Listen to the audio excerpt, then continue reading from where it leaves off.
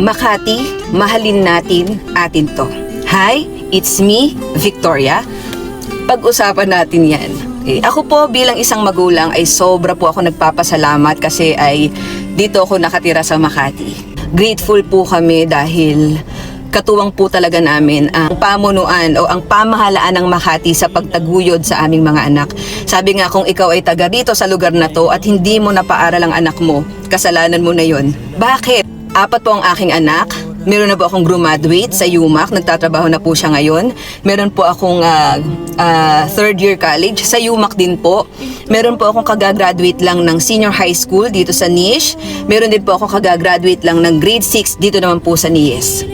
And ang NIES po pala ay ano na siya ngayon, integrated na. Integrated na meaning po meron na po siyang elementary, may high school na po, this year po mag-start, and senior high school. Mula grade 1 hanggang grade 7 to 10 and 11 to 12, meron na po ang NIES. Kaya, yung bunso ko pong anak mukhang ma-awardan po siya ng loyalty award kasi kakagraduate lang niya ng grade 6 doon. Ngayon mag-high school siya and mukhang doon na rin siya mag-senior high school.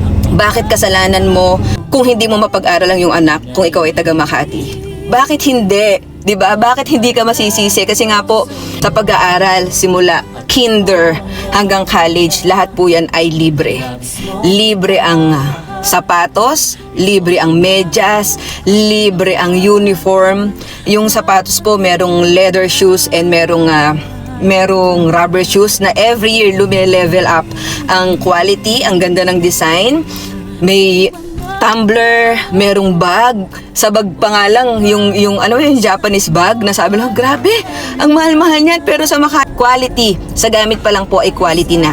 Bilang nanay, bilang isang magulang, pangarap ko nung maliliit yung anak ko ay mapag-aral sa isang mga mamahaling school ang aking mga anak tulad ng Lasal, ng Ateneo. Yun po yung gusto namin mag-asawa. Pero hindi po nangyari yon. And wala pong pagsisisi na sa University of Makati graduate yung aking panganay. Kasi kahit saan ka graduate, basta ang favor ng Lord ay nasa iyo.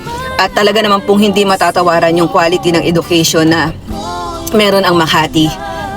Marami po akong kakilala dyan graduate. Ang gaganda po ng kanilang mga trabaho ngayon. Ang gaganda po ng lagay nila ngayon.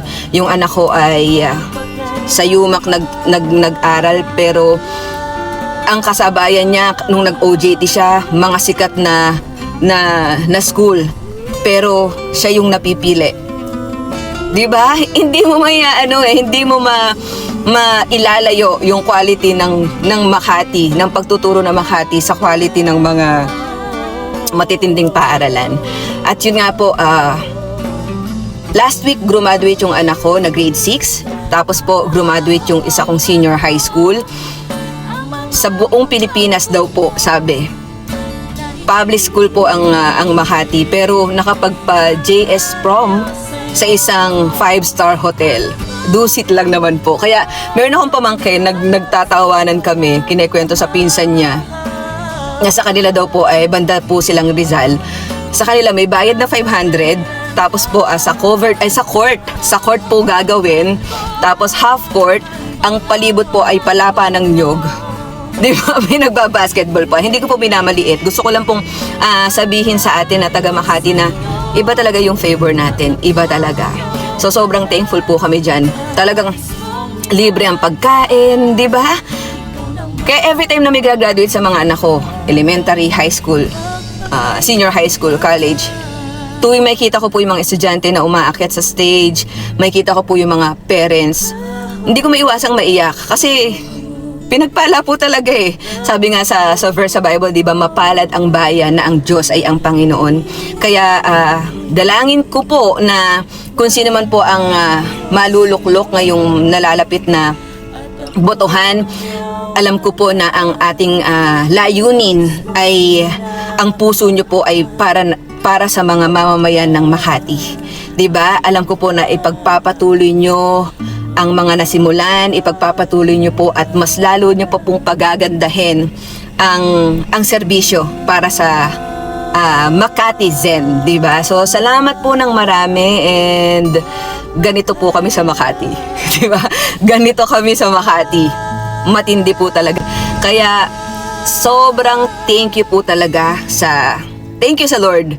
Dahil nandito kami sa Makati, talagang danas na danas namin ang pagiging pinagpala. Yan, maraming salamat po.